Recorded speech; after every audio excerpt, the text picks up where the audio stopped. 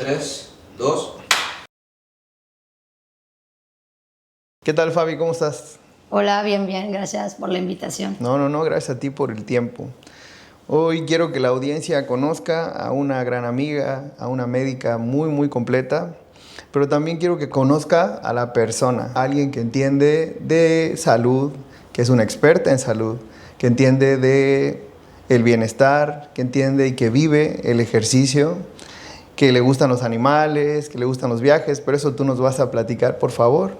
Me gusta empezar por aquí, porque muchas veces la figura del médico se percibe como un especialista más bien frío. Entonces, me gustaría aprovechar este espacio para que te presentes, por favor.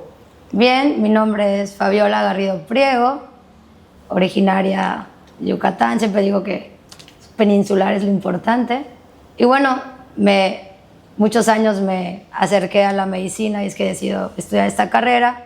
Luego me enfoqué en los niños, que estudió pediatría, y finalmente hice una subespecialidad en alergia e inmunología clínica, ¿no? Pero efectivamente soy amante de los animales, de los viajes y de hacer muchas actividades físicas. Perfecto.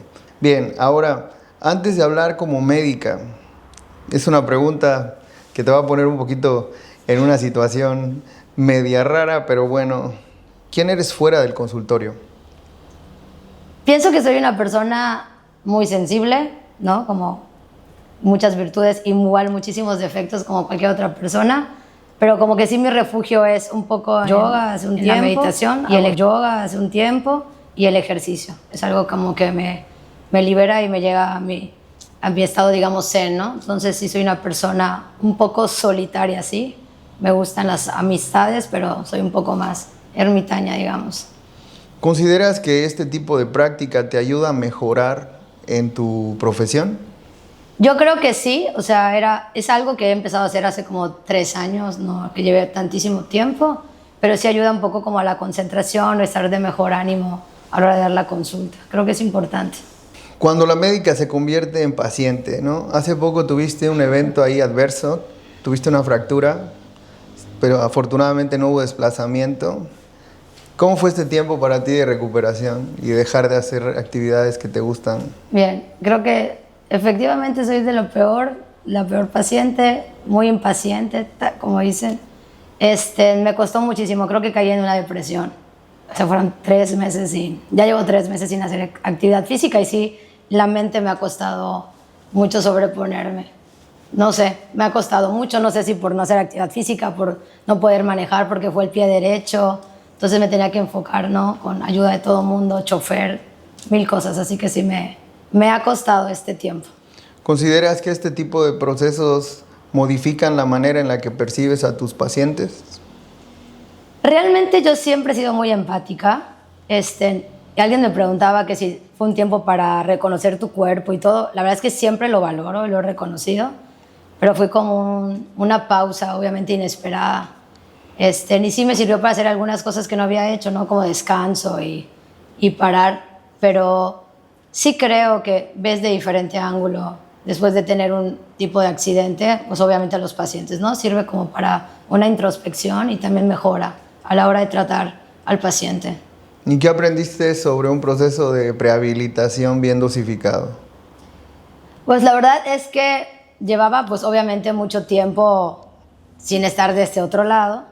Comentaba, no sé, bueno, muchos no saben, pero tuve una fractura en la rótula derecha hace ya como 8 años y esa rehabilitación también me costó muchísimo, pero esta en particular, no sé si por la edad, yo ya soy más viejita, no sé si porque ya estaba en el campo profesional con muchas cosas encima, sí me costó mucho, pero sí admito que llevando de la mano con un profesional, ¿no? Y dejarte guiar, no hacerlo como tú quieras, evidentemente han habido cambios positivos.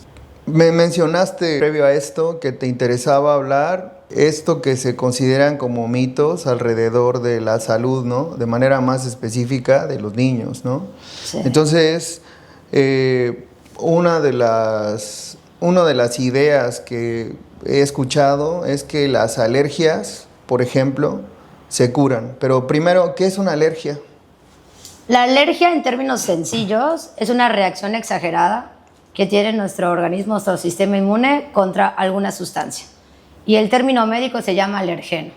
¿no? Puede ser desde una partícula que respiramos, una proteína de un alimento, ¿no? Muchísimas otras cosas. La sustancia es alergeno, ¿no? Así se llama, un alergeno, ¿no? Eso sería sensibilización, ¿no? La sensibilización es la primera etapa. O sea, para que haya una respuesta alérgica, tienes que siempre estar en contacto previo con esa sustancia, ¿no? En este caso voy a poner un ejemplo, un alimento no te puede pasar como la primera vez que lo consumes, sino después de haber tenido un primer contacto con él. Y a esa etapa se llama sensibilización. Primero tengo que haber tenido una sensibilización y luego entonces desarrollar una alergia. ¿Y las alergias se curan? Lamentablemente es como un tema bastante interesante, no se curan, pero un buen control es igual a no tener que estar con síntomas ni estar tomando ningún medicamento, entonces pues la calidad de vida cambia, ¿no? En cierta forma es como si no la tuvieras, aunque tú sabes que en algún momento se pudiera reactivar o volver a tener los síntomas. ¿Las alergias ocurren de manera estacional o solo son algunas que son estacionales? Bien, eso también es importante. En el caso de rinitis, sí existe un tipo de rinitis alérgica que se llama estacional, perenne o estacional, ¿no? Entonces va a depender igual, pues, como su nombre lo dice, de las épocas del año, porque hay partículas de pólenes sobre todo que tienen ciertas temporadas en las que polinizan y esas partículas llegan hasta nuestro olfato y al respirarlas producen la alergia solo esos meses. Pero es como más notorio en Europa, porque ellos sí tienen como centros de polinización que miden cuánta cantidad de polen hay, de abedul, de todo lo que tienen. En México hay 2 centros a nivel nacional, hay muy pocos. Entonces los estados del norte basan su información de Texas y los que sí tienen estos centros que controlan las partículas ambientales que hay. En México no tenemos eso. Entonces yo no puedo decir con claridad qué tipo de polen hay ahorita. Deberíamos de saber, pero no está muy concreto en el país, en México. Pero lo que se sabe es que es un alergeno. Totalmente, ¿no? Sabemos que son partículas que pueden ser de plantas o malezas, árboles, pero no se, digamos, como que no se cuantifica qué cantidad hay en el ambiente, pero sí sabemos que hay temporadas donde estas pueden ser las causantes de la alergia. Entonces, como que, ¿cómo explicarte? Como que si el paciente sabe que su alergia es abedul y sabe que polinizan de enero a marzo, pues enero a marzo va a tener síntomas. Y una vez que deja de haber el polen, ya no va a tener síntomas. Y por asociación se puede, ¿no? Exacto, como tenemos una idea de cuándo polinizan, pero ahorita por los cambios del clima y las temperaturas que se han modificado, realmente ya no sigue el patrón que tenía antes. Mencionaste rinitis. ¿Qué es la rinitis para que las personas La sepan? rinitis es, ¿no?, prácticamente una inflamación de la mucosa nasal, que esta puede tener un origen alérgico, porque recordar que la palabra rinitis como tal solamente habla de inflamación en la mucosa, y hay que buscar la causa. La mayoría de estas puede tratarse de un origen alérgico, pero pueden haber tipo vasomotores, también puede ser por hormonas infecciosas, o sea, hay varios tipos de ellas. Con ello es importante también destacar la calidad, ¿no?, de la ventilación, ¿no? Que la ventilación debe ser a través de la cavidad nasal principalmente, ¿no? Bien, eso es igual importante porque creo que se nos olvida que la función de la nariz es humidificar el aire, filtrarlo, y también como las fibrillas o los pelitos que tenemos en la nariz, pues, y el moco, también la función es que se peguen las partículas ahí y no entren, obviamente, digamos, a nuestra vía aérea más pequeña. Entonces, si yo tengo una alteración en la nariz y el aire no entra de forma adecuada, pues claro que se altera. Y si entra por la boca, ¿no?, que muchas veces respiran los niños por la boca para compensar el aire que no entra en la nariz, pues este aire entra no filtrado, entra frío porque no se humedece, no se calienta, y pues entra con todas las partículas que no deberían entrar, porque la nariz pues no está funcionando de forma adecuada. Y tocando ese tema, por ejemplo, las personas que roncan, los niños que roncan, luego después se asocia de que si el niño está roncando es porque está profundamente dormido, ¿no? Y por lo que mencionas no es así necesariamente. Exacto, como que hace mucho tiempo, pienso que es un tema de moda, porque hay modas, y ahorita la moda es la apnea infantil, el ronquido y todo, es un tema como de moda. Pero es cierto, muchas personas o mamás no le daban la importancia hace unos años y creían que el ronquido era porque estaba cansado, bueno, le muevo la almohada, entonces deja de roncar, y con eso se quitaba, o lo asociaban, ¿no?, a que ese día comió algo, le cayó pesado, entonces roncaba, pero realmente no es así, ¿no? Se ha visto científicamente que esto no es así y que altera obviamente la función normal de un niño o un adulto también. Una mala ventilación mientras se duerme puede afectar el proceso de un sueño, por ejemplo, REM. Exacto. Si no hay una buena respiración, ¿no? Aparentemente creemos que la persona descansa, pero nunca llega o pocas veces lleva a este sueño que acabas de comentar, que es el sueño REM, un sueño profundo. Entonces no hay reparación de tejidos, no se secreta una hormona muy importante en los niños, que es la hormona de crecimiento. Al día siguiente los niños pues están cansados o no saben por qué la mamá el rendimiento escolar ha bajado. Claro. Y muchas veces es por esto, ¿no? O sea, no se le da la importancia, no se le daba la importancia debida a esto. Entonces ahora se puede vincular la ventilación adecuada hasta con la consolidación de la memoria y demás procesos cognitivos, ¿no? Totalmente. O sea, tiene que ver con muchos procesos. Claro. ¿No? De regeneración de tejidos, a nivel celular, cognitivo. O sea, sí, muchísimas cosas. ¿Existe algún tipo de prueba que se pueda realizar para ver la capacidad de ventilación que tienen los niños? Realmente lo primero que hacemos cuando hay ronquido, digamos, no, lo que se sugiere es acudir con un otorrino, ¿ok?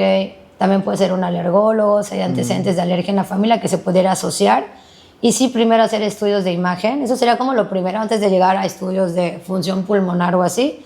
Primero estudios de imagen para ver si hay crecimiento de esos tejidos, que principalmente pueden ser adenoides, cornetes y en otros casos, pues amígdalas, ¿no? Entonces, primero es una valoración en imagen del tamaño y ya luego entonces poder, si se ha asociado a algún otro padecimiento, pruebas de función pulmonar que también las hay para niños.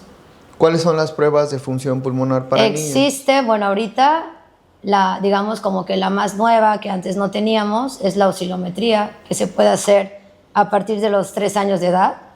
Y la otra, que ya es un poco más conocida, es la espirometría, ¿no? Que esa se puede hacer a partir de los 6 años, porque requieren un poco de esfuerzo para hacer la prueba. Tú realizas oscilometría, ¿verdad? Realizo las pruebas en mi consultorio, sí.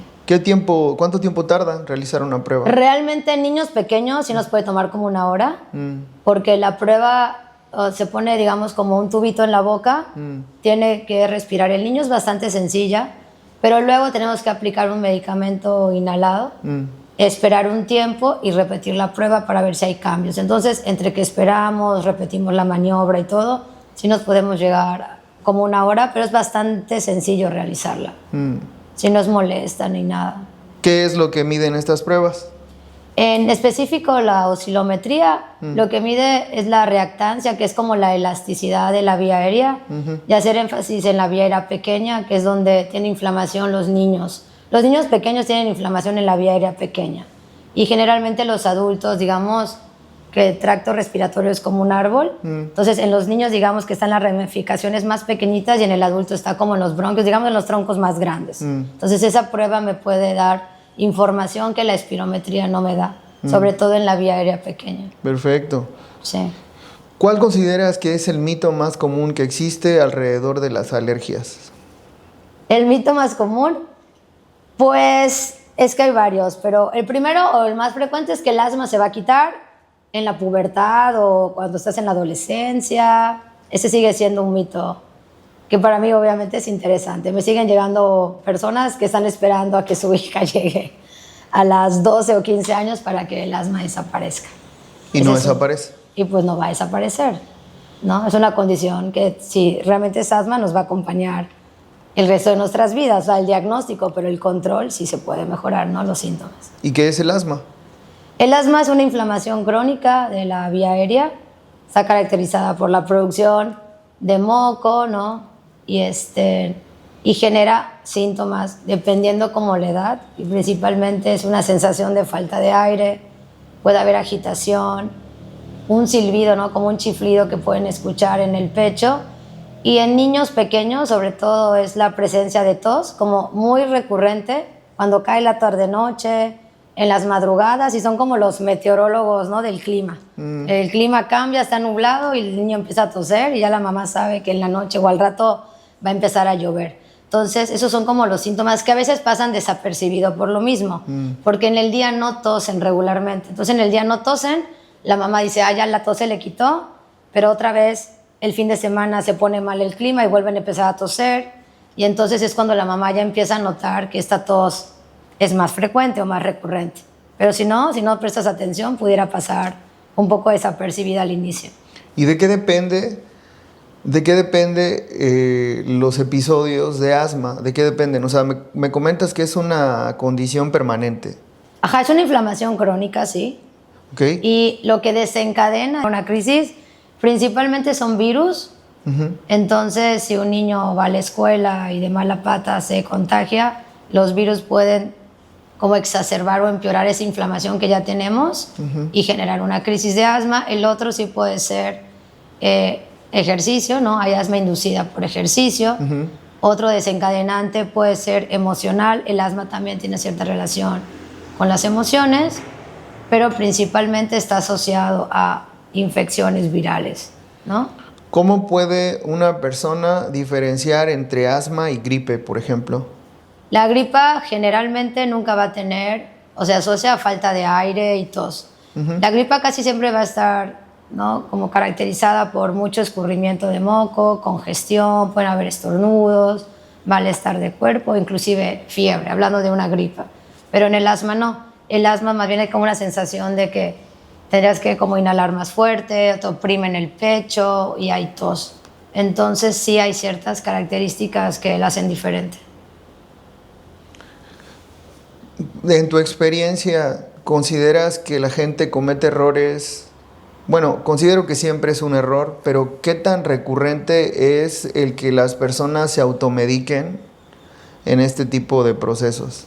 Creo que es como muy común, sobre todo en los adultos, ¿no? O sea, el adulto es, me siento mal, ya pregunté a mi cuate de al lado, le fue bien y voy y lo compro, ¿no? Y que son de venta libre. Entonces, realmente, en un adulto es muy sencillo pasar años con alergia y estarse controlando los síntomas hasta que ya notan que ese medicamento no les hace.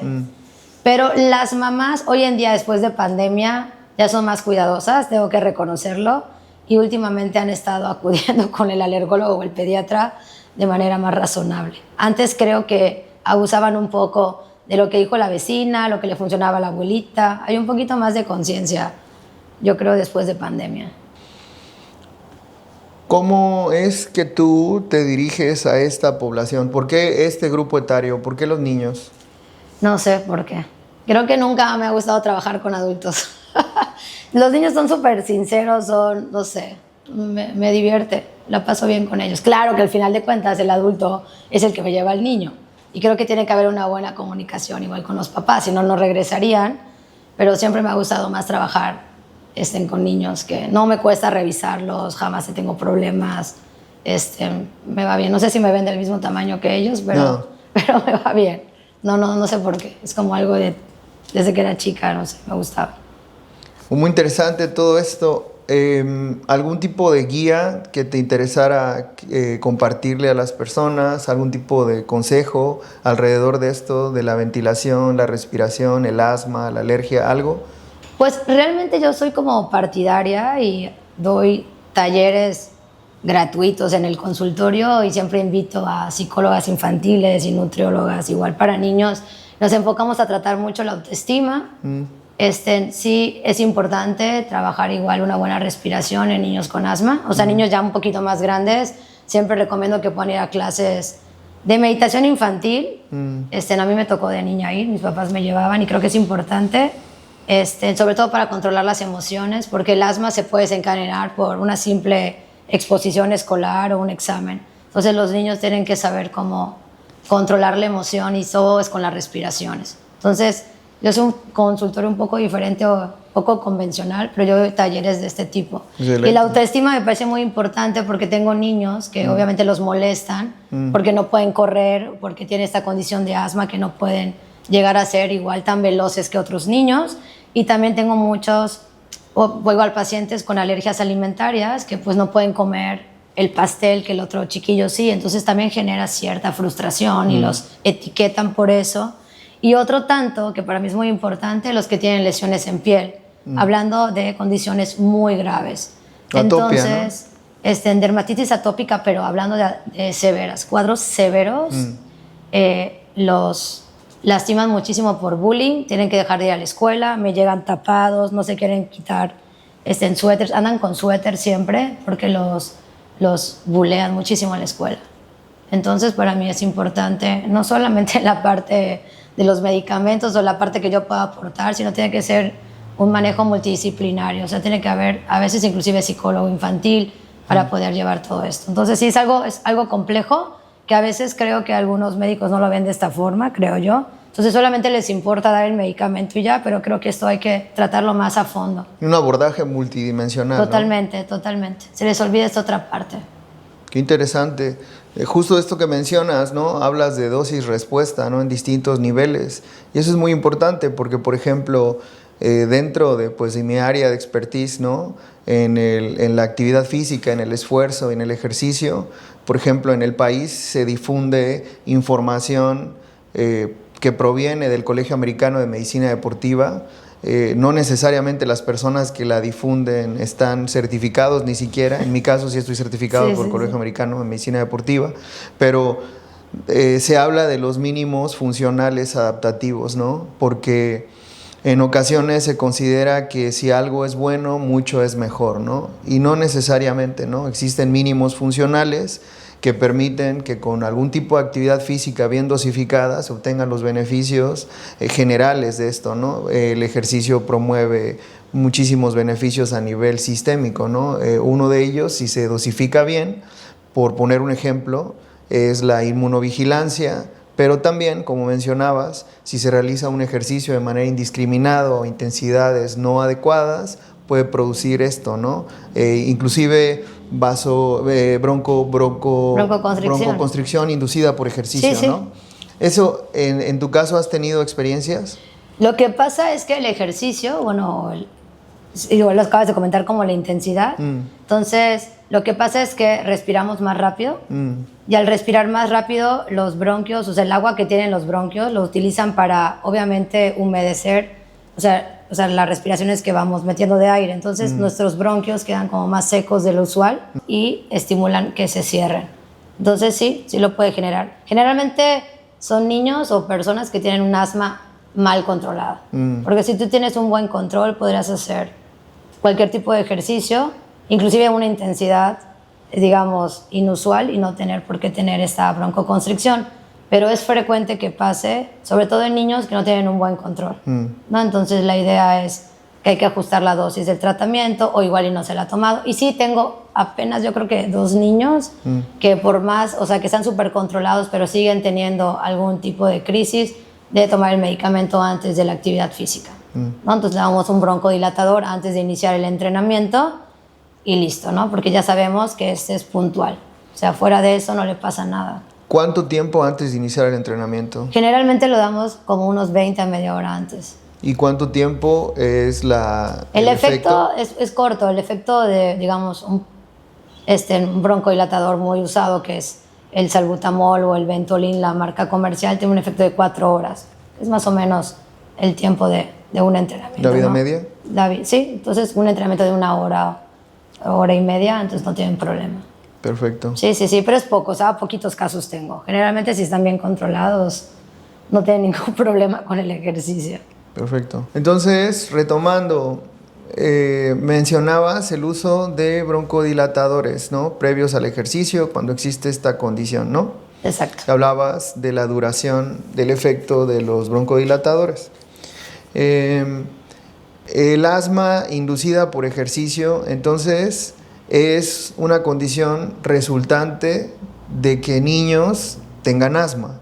No puede ser que porque personas que nunca han presentado un episodio asmático realicen actividad se vuelvan asmáticos, ¿cierto? No, exacto, cierto. O sea, sí admito que si es un niño que nunca ha hecho actividad física y va a entrenar, al principio se le puede faltar el aire, pero la recuperación va a ser gradual. Yo hablo de aquellos pacientes que ya se sepan que son asmáticos, porque el ejercicio no va a desencadenar el asma, no es una causa, digamos, de asma. No, o sea, el ejercicio no genera el asma, pues. No sé si me doy a entender. Claro. Y luego, para los padres que no saben, de repente mi hijo juega, se agita y escucho sibilancias, ¿no? Estos zumbidos que mencionas. ¿Y cómo hago para poder discernir entre un proceso normal, mecánico, de ventilación y asma. ¿Qué es lo que yo tendría que hacer Bien, como esa padre? es una pregunta interesante porque es que en la recuperación normal de un niño, o sea, toma como unos minutos, no recuperar el aire, pauso y puedo seguir. En la persona o en el niño con asma, generalmente tarda un poco más. Justo en un niño normal sin asma nunca van a haber silbidos. ¿Ok? El silbido es una consecuencia de una broncoconstricción. Y la otra es igual la presencia de tos. O sea, los niños con asma, igual al estar corriendo con los amiguitos y se van al jumping, a estar brincando, generalmente después de la actividad va a haber tos. No siempre que escuche que silba, pero va a haber tos. Y la recuperación normal no hay tos. O sea, yo me canso, respiro, paro y sigo, pero no se acompaña de tos. ¿De acuerdo? Entonces las características serían tener cuidado con esos niños que después de actividad física siempre tienen accesos de tos, una agitación que tarda, que no es usual tener, ¿ok? Y claro, si ya hay silbidos es que algo no está marchando bien. Ok, entonces mi hijo juega con sus amiguitos, los llevo al jumping, están jugando, pero él se tarda más tiempo en recuperarse y mientras se recupera presenta tos Exacto. y silbiditos. Entonces yo como papá me preocupo y ¿qué es lo que tengo que hacer? Entonces ya sea acudir con el pediatra, ¿no? Pues o sea, es como que el que voy a llegar primero y entonces si yo tengo síntomas, no voy haciendo una historia clínica, valorando al paciente y todo, y hay riesgo o datos de que pudiéramos tener asma, ya sea que lo refiera con un alergólogo, también hay neumólogos pediatras que podemos atender la enfermedad. Inclusive ya un pediatra puede atender asma, que no sea nada complicado, ¿ok? Pero bueno, si hay antecedentes de alergia en la familia y demás, valdría la pena como una evaluación más completa y ver si hay un origen alérgico, porque hay asma alérgica y asma no alérgica. Y entonces, si tiene un componente alérgico, pues le va a ir mucho mejor con un tratamiento, con un alergólogo. Pero lo pudiera tratar igual un pediatra. Interesante. Esta etapa, este estadio, ¿no? La infancia, ¿no? Que es un proceso de, pues, de crecimiento, ¿no? En el que ocurren muchísimos cambios, que es importante que se observen de manera adecuada. Entre ellos, ¿qué te parece si abordamos un poco algo que está muy de moda? Vamos a hablar de la microbiota, ¿no? Ok. ¿Qué te parece si, pues, primero le mencionas a las personas qué es la microbiota? Bueno, la microbiota a grandes rasgos es un conjunto de microorganismos, bacterias y hongos, ¿ok? Que interactúan o que viven en nuestro intestino, pero tienen una relación constante con nuestro cerebro, ¿no? Y con nuestro sistema inmunológico. Entonces hay como una comunicación constante entre todos ellos. En el proceso de crecimiento de un niño, ¿qué etapas consideras que son las más sensibles para esta maduración o esta población de la microbiota intestinal? Bueno, es que es interesante porque igual hace unos años se hablaba mucho de los primeros 100 días del recién nacido y luego eso ya hay algunos textos que ya se ha alargado a un poco más de días y así es como igual un poquito como de ir conociendo más la microbiota, pero la importancia acá es desde el nacimiento. Se ha estudiado mucho que obviamente es muy diferente la microbiota de un niño que nace por parto natural a un niño que nace por cesárea. Entonces desde ahí ya empiezan a haber diferencias en los microorganismos o bacterias y hongos que tenemos desde el nacimiento. Y algo que va a regular a que tengamos una microbiota, digamos, saludable, pues siempre va a ser, o lo primordial va a ser de inicio, recibir seno materno, ¿ok? Y de ahí comienza como un poquito todo, luego la alimentación complementaria y el uso también o no, o abuso de medicamentos que pueden alterarla, sobre todo los antibióticos en edades muy tempranas. Y otro tema que para mí me parece muy interesante o apasionante es nuestra alimentación, ¿no? Entonces, cómo los productos procesados, claro, los refrescos, gaseosas y azúcares pueden modificar esta microbiota y generar, obviamente, alteración en el sistema inmunológico a futuro. Claro, toda esta disbiosis, ¿no? Resultante de las dietas que se acostumbran, ¿no? Exacto. Porque luego después las personas utilizan dieta de manera indiscriminada, cuando pues dieta realmente significa todo lo que tú te comes, ¿no? Si desayunas unas papitas y un refresco de soda, esa es tu dieta, ¿no? Un régimen alimentario, entonces ya implica porciones, control y un enfoque en específico, ¿no? Pero Desde tu punto de vista, la microbiota y la salud infantil, ¿qué nos puedes hablar de eso? Oh, es un tema así súper, súper grandísimo, ¿no? Hay como, se ha estudiado muchísimas cosas y cada vez salen más porque es como ahorita lo que está como más en tendencia. Pero cosas importantes o con los puntos claves para mí que toda mamá debe saber es la importancia sobre todo de tener microorganismos que se llaman lactobacilos o bifidobacterias. Eso es como que lo principal. El exceso de consumos procesados, ¿no? Sabritas, refrescos, en pizzas y todo eso, genera en la microbiota una alteración y hace que en lugar de tener estas bacterias buenas, tengamos algunas otras cepas y liberan unas sustancias que se llaman interleucinas, que son proinflamatorias, entonces puede generar, pues obviamente, enfermedades a futuro, desde una rinitis alérgica que ya se ha asociado, ¿no? Y mayor riesgo, inclusive de enfermedades de salud mental. Eso puede desencadenar a futuro depresión, se ha asociado con enfermedades como Parkinson y otras cosas, y obviamente pues asociado a una obesidad también. Entonces se va complicando. Sí, de hecho es muy interesante porque recientemente se considera a la microbiota como un órgano vital, ¿no? Sí. Por su funcionamiento y justamente por la comunicación que existe, ¿no? Los distintos ejes de la microbiota, ¿no? Como mencionas.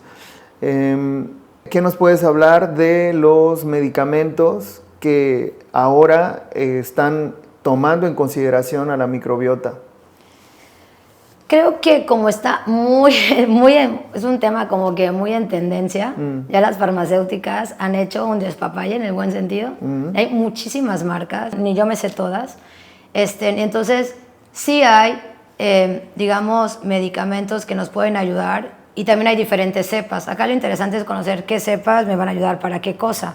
Puesto es que hay muchísimas presentaciones. Hay en tabletas masticables, en polvos, en cápsulas y también saber que es importante el vehículo o el excipiente, que es como lo que, en qué ponen esas bacterias para que lleguen realmente al intestino, porque luego la verdad es que ni llegan, ni están haciendo nada. Entonces es importante, y en eso estamos estudiando qué medicamentos si realmente llegan, ¿no? Con los microorganismos o con la cantidad de colonias que dicen que tienen, porque ya hay tanta moda que entonces ya todos los laboratorios tienen probióticos, van a decir otra cosa. Hay sí, un abuso de esto, o sea, yo creo que ya, demasiados.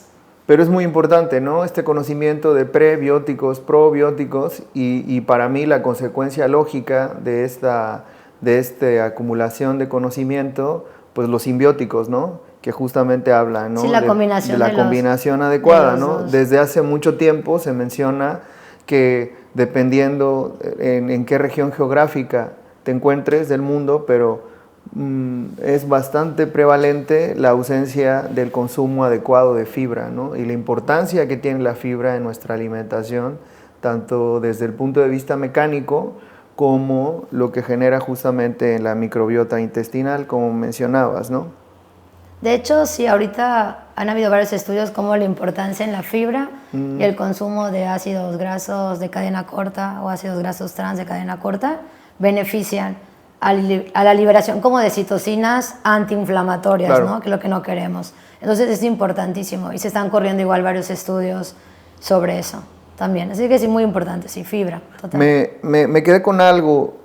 Las personas van a escuchar tu opinión con respecto a la actividad física infantil, pero ¿estás de acuerdo que la actividad física siempre es recomendada, ¿no? En un sano desarrollo. Totalmente. ¿Sí? ¿Qué papel ocupa para ti la actividad física en el desarrollo de un niño? Bueno, es que justo, independientemente como materia que lo tienen todos en la escuela, que es una cosita de nada, ¿no? Creo que son 1 o 2 horas a la semana. Sí creo que aparte de la motricidad, ¿no? Hablamos de coordinación, todo lo que implica, sí creo que es el primer contacto que tiene un niño con todo este mundo. Entonces, no solamente a nivel cognitivo, neuromotricidad y demás, o sea, sí a nivel inmunológico, también la liberación de sustancias justamente que decimos, o endorfinas, que van a ayudar a contrarrestar otras enfermedades a futuro. Entonces, sí forma parte, ¿no? Como de un desarrollo que debería tener niño desde la infancia, ¿no? O sea, como ya una materia, pero no tan Yo la veo como muy escueta, ¿no? Debería tener más contacto con esto. Espero hacer algo al respecto.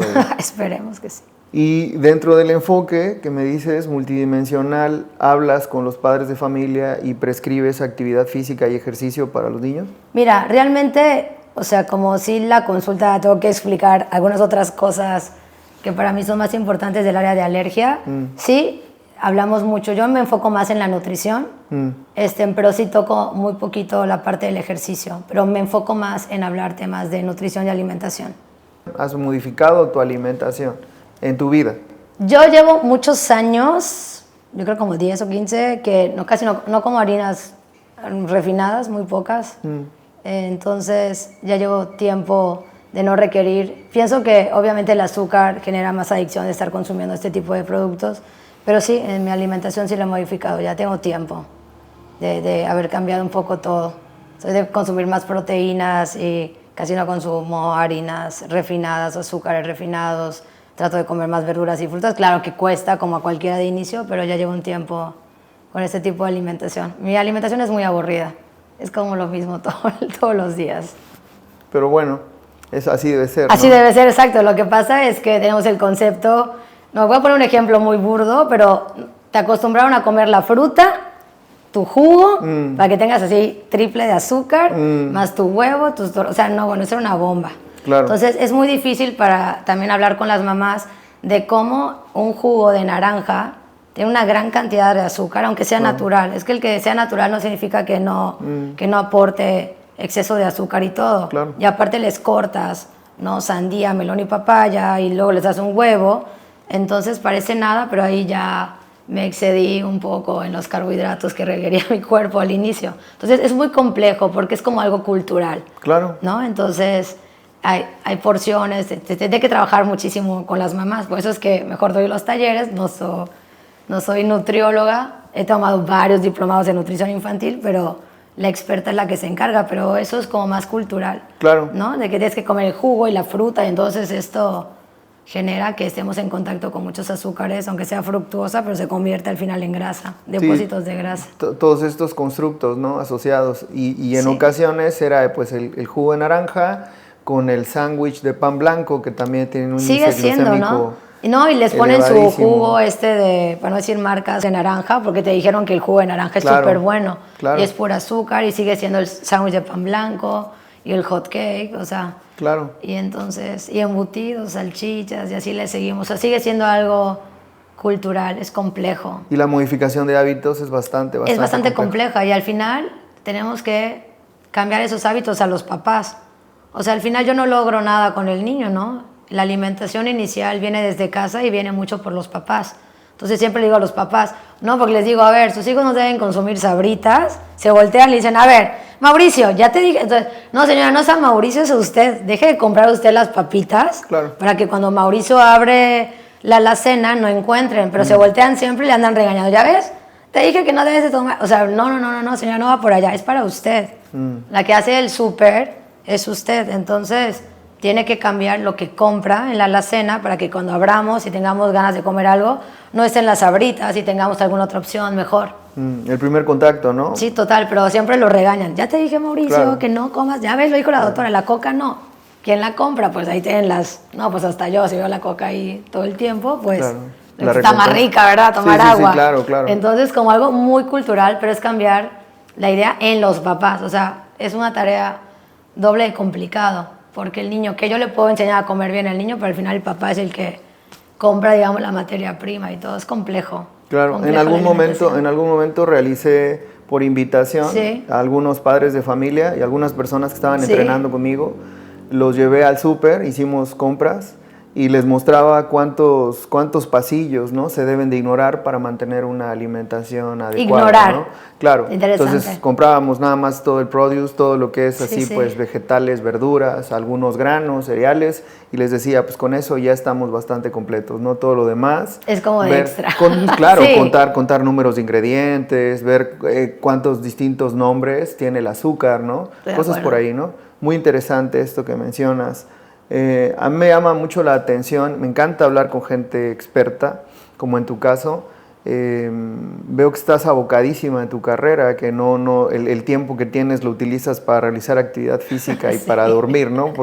Tal cual. Porque es una necesidad fisiológica.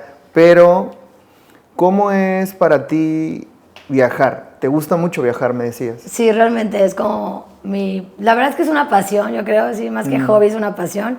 O sea, como que me genera mucho, no sé, o sea, desde planear a dónde te vas a ir y todo, conceptualizar el viaje y todo, me genera emoción de todo, no sé, hay como algo a nivel espiritual que me llena, de que ya estoy acá y es reconfortante todo eso y aprender sobremente de todo lo que te dé como conocer otras culturas, otros países. ¿Cómo eliges a dónde viajar? No sé, es como algo que me guste realmente. O sea, no sé, es como me empiezan las ideas de... Me gusta mucho la naturaleza, entonces mis primeros viajes eran mucho referente a esto. Y ya luego digo, no, pues ya vamos a cambiar.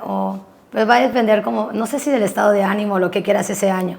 Porque los planeo muy al inicio para poder tener una agenda organizada. Entonces yo tengo que organizar todo desde enero para saber cómo va a estar la agenda y no andar cancelando pacientes y todo. Entonces tengo que tener una agenda muy, muy planeada. Claro, me comentabas de este viaje que hiciste a África, ¿no? Sí, el año pasado tuve la oportunidad de estar por ahí. ¿Qué fue lo más representativo para ti? A mí, o sea, ya tenía como un tiempito de querer ir, entonces al final se logró hacer yo viajo mucho con mi familia.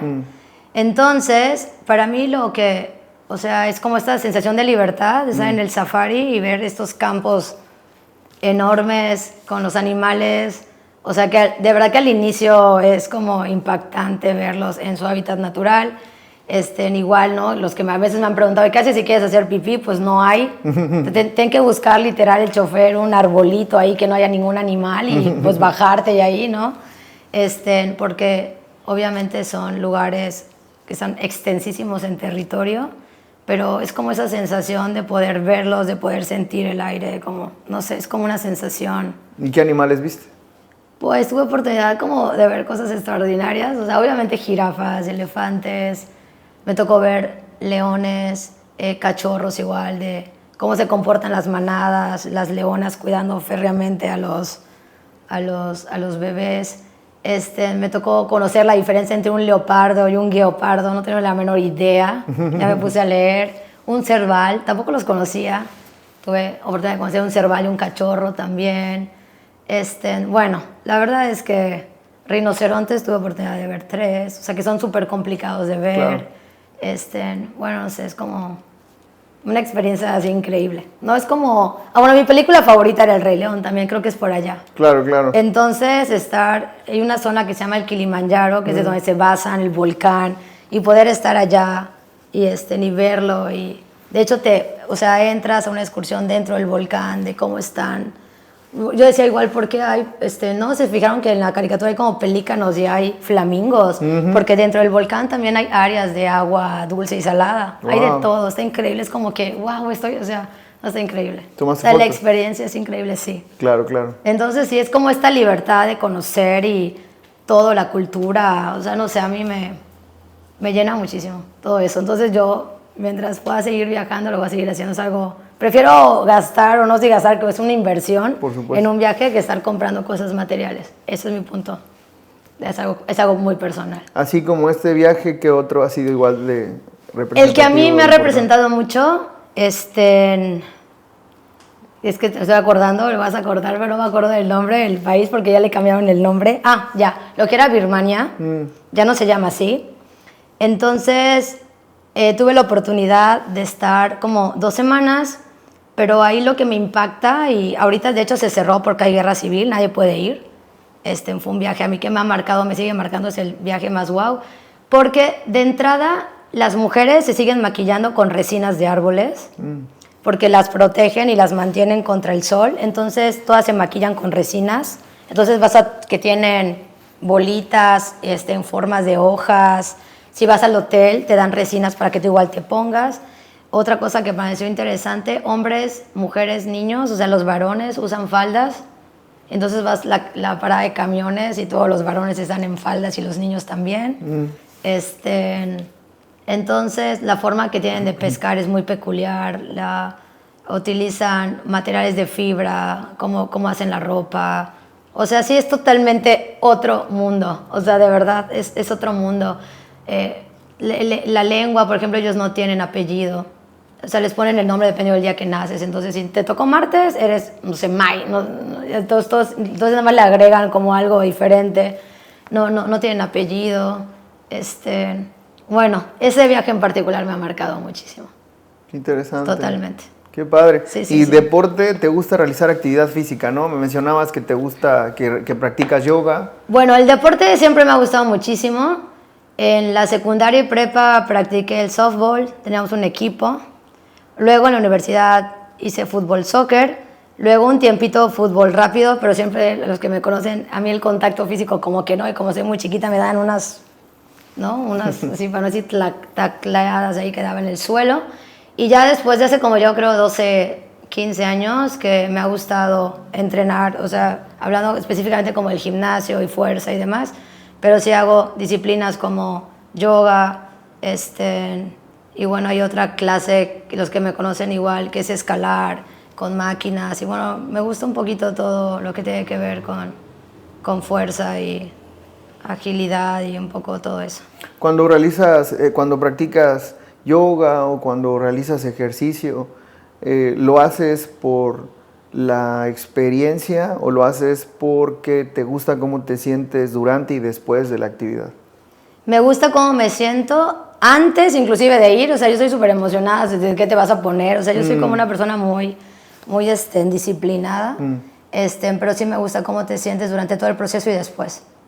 Y algo que igual soy como que me gusta hacerlo todo perfecto, entonces si voy a entrar a Pilates es como realmente lo tomo con seriedad, no voy a tontear. O sea, si lo voy a ejecutar, trato de ejecutarlo como debe ser. Entonces estoy como muy comprometida con todas las actividades que hago. Es excelente, es excelente. Entonces sí.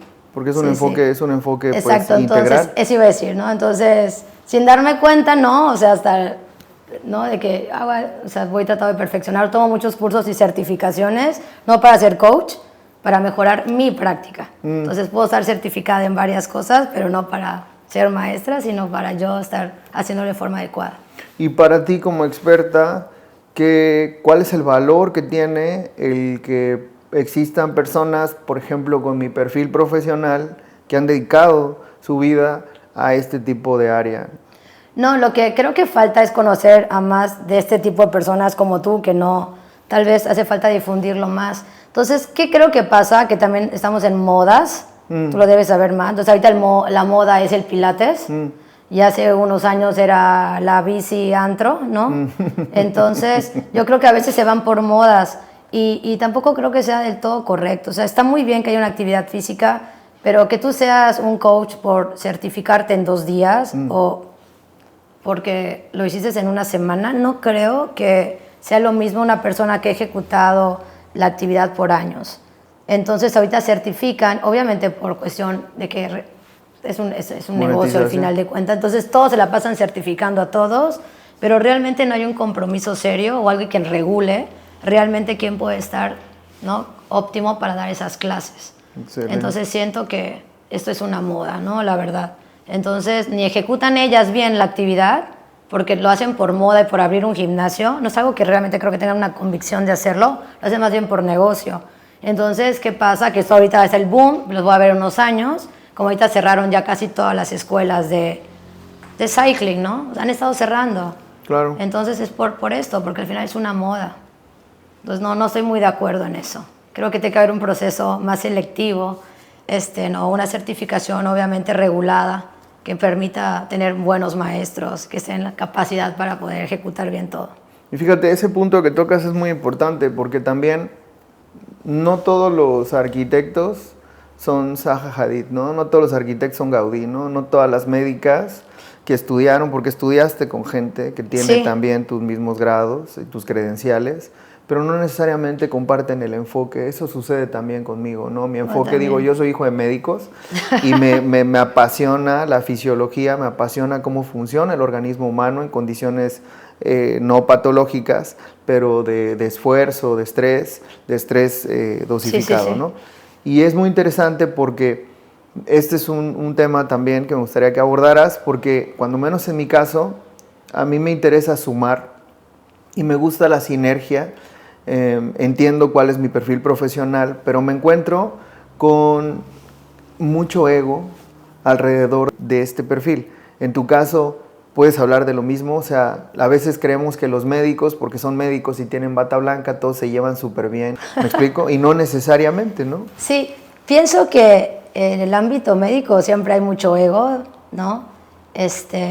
En mi área en particular, los alergólogos, y a mí que me ha tocado pertenecer al colegio de alergólogos, el más cercano, en Campeche no hay colegio como tal porque somos muy poquitos, pero el más grande es el colegio de alergólogos en Mérida, digamos, o en el estado de Yucatán.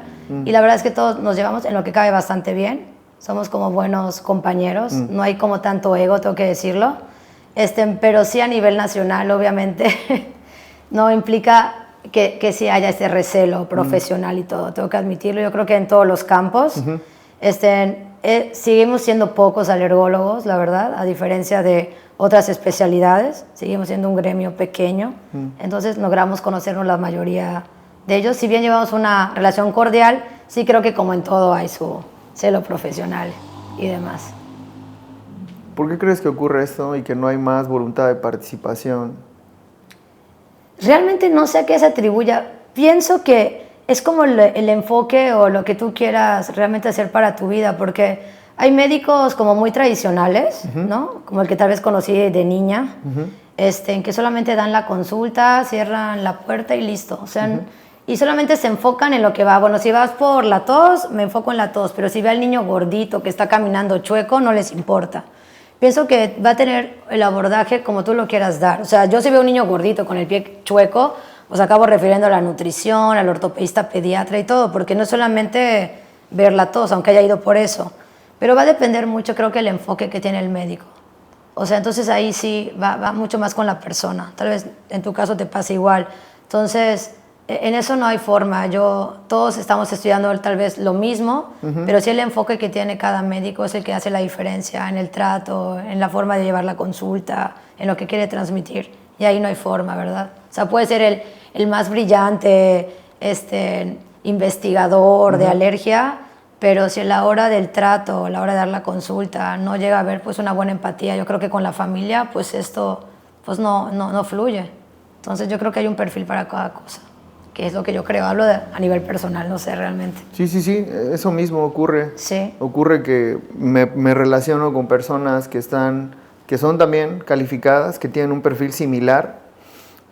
Cuando me refiero a un perfil similar, me refiero únicamente que están orientadas hacia ciencias del ejercicio, no necesariamente que se fueron del país y que trataron de robustecerlo, pero sí no hay una voluntad generalizada de sumar ni de construir un frente común, ¿no? Como para mí debiera de ser, ¿no? Justamente lo que mencionas de la necesidad de una difusión también me parece algo muy pertinente, porque lo que considero que ha habido como a consecuencia de la utilización de las redes sociales es nada más una polarización de distintas opiniones, ¿no? Todo el mundo opina.